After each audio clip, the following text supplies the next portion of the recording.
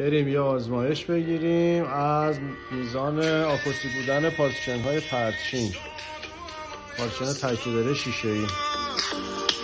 حالا آهنگ گذاشتیم، دسیبل سنج ما 85 نشون میده که معمولا تو ساعت اداری همین 85 هست. من میرم بیرون، بچه ها در رو میبندن، ببینیم چه مقدار تغییر میکنه صدا.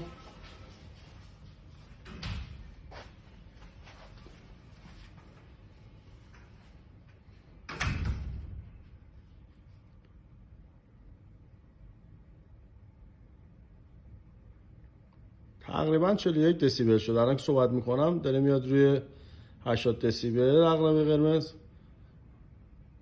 اون 40 دسیبل هم صدای فنا و فنکوئلا و ایناست.